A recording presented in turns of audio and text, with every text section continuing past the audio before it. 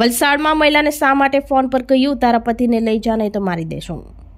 વલસાડના મૂળ નાની ઓઝરની જિજ્ઞાસા ધર્મેશ પટેલ ઉંમર વર્ષ 30 હાલમાં તેના પિયર દિવેદ ગામે તેના પતિ ધર્મેશ પટેલ અને તેણીની 4 દીકરી સાથે રહે છે। તેનો પતિ પાડી આઈટીઆઈમાં પ્યુન તરીકે નોકરી કરે છે। 1 જૂન 2024ના રોજ પતિ તેની ઇકો કાર લઈને સાંજે દિવેદ આવ્યો હતો અને રવિવારની રજા હોય સવારે 9 વાગ્યે ઇકો કાર લઈને નાની ઓઝર પાનેર ફળિયું જવા નીકળ્યો હતો।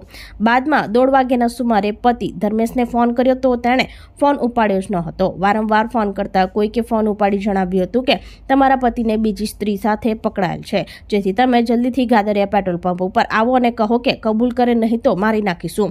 તે પછી ફોન કટ કરી દીધો હતો। બાદમાં જિજ્ઞાસાબેન તેમના સાસુ અને જમાઈ સાથે ગાદરિયા દાદરી ફળિયા સીએનજી પંપ પાસે પહોંચી ગયા હતા। જોકે તે પહેલા 108 એમ્બ્યુલન્સમાં ધર્મેશભાઈને સિવિલ લઈ જવાયો હતો। સ્થળ પર લોકોએ કહ્યું કે ધર્મેશને ખેંચ આવતા 108માં સિવિલ લઈ ગયા છે। આ મામલે પત્નીએ રૂરલ પોલીસમાં શંકાસ્પદ મોત અંગે તપાસ કરવા નિવેદન અરજી આપી છે। મૃત લાવ્યા હોવાનું તબીબોએ કહ્યું। પત્ની જિજ્ઞાસાબેન તથા પરિવારજનો સિવિલમાં પહોંચી ગયા હતા, જ્યાં તબીબોએ મરણ ગયેલી હાલતમાં લાવી જાહેર કર્યું હોવાનું પરિવારજનોએ જણાવ્યું હતું। જોકે મોતનું ચોક્કસ કારણ જાણવા પીએમની પ્રક્રિયા હાથ ધરાઈ હતી। આ અંગે મહિલાએ રૂરલ પોલીસ મથકમાં સમગ્ર બનાવ અંગે જાણ કરી વિસ્તૃત લેખિત નિવેદન આપ્યું છે।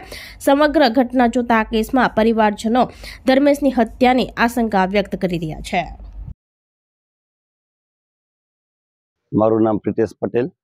ધર્મેશભાઈનો ધર્મેશભાઈ મારા શાળા થાય ને મારા પર મમ્મીનો ફોન આવ્યો હતો કે ધર્મેશભાઈને ત્યાં પકડ્યા છે ગાડરિયા પર, તમે જરા જલ્દી જાઓ ગાડરિયા પર। એટલે અમે ત્યાં પહોંચી તો ગયા, પણ એકચ્યુઅલી ત્યાંથી એ લોકો 108માં મોકલાવી દીધા અહીંયા।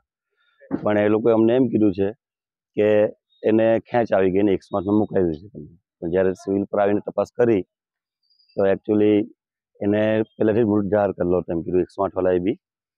તો એ લોકો અહીંયા લાવ્યા કેવી રીતના, અમારે એ તપાસ જોઈ છે કે ભાઈ 108માં મૃતને લાવે કેવી રીતના, એ ત્યાં જ થઈ ગયેલું ડેટ હતી તો પછી અહીંયા કેવી રીતના લાવે છે, આમાં શંકાસ્પદ છે। હવે એમાં કે એને મારેલો બી છે કે એવું છે, ટી શર્ટ ને બધું ફાટેલું છે, એના પરથી અમને લાગે કોઈ બી મારેલો છે। હવે આખા બનાવની જાણમાં મને છે ને તે મારી સાસુમાનો ફોન આવેલો હતો ને સાસુમાને પૂછ્યું તો એમ કે મારા પર ધર્મેશની વાઈફનો ફોન આવ્યો કે એને ત્યાં ગાડરિયામાં રોકેલો છે, પકડેલો છે એને કોઈ સ્મોલ, તે માટે હું ડાયરેક્ટ ગાડરિયા મારા ફ્રેન્ડ જોડે ગયો તો ત્યાં જોયું તો બધા હતા ભેગા થયેલા હતા ત્યાં ગાડરિયા સીએનજી પંપ પાસે।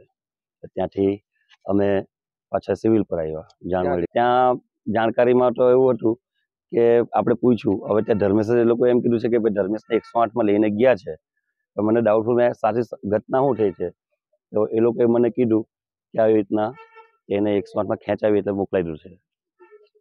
ને જે મારી જે શાળાની વાઈફ છે જીગુને, એના પર ફોન આવેલો એટલે ફોન એમણે કરેલો તો પેલા સામેવાળા વ્યક્તિ લોકોએ ફોન ઉપાડીને વાત કરેલી કે ભાઈ એને જમે જે બી હોય તો જલ્દી આવીને લઈ જાઓ કાં તો અમે એને મારી નાખશું। આ શબ્દ બી એ લોકો ફોન પર બોલેલા છે ધર્મેશભાઈની વાઈફને। હવે એ વ્યક્તિ તો ના મળે ખબર નથી, પણ હવે એ તો ત્યાં જ જઈને આપણે તપાસ કરે તો ત્યાંથી બધું આગળ માહિતી બધી નીકળે।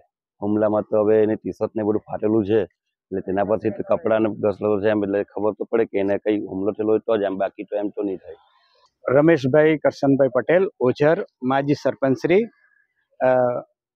ધર્મેશભાઈનું મૃત્યુ થયું છે ના સમાચાર સરપંચ શ્રી તરફથી મળ્યા અને હું તરત જ સિવિલ હોસ્પિટલ અને પોલીસ સ્ટેશન પર પહોંચી એમનું ડેથ જાહેર કરેલા છે। એના માટે અમે આખા ગ્રામજનો ભેગા થયા છે, ચીમનલાલ સહિત બધા।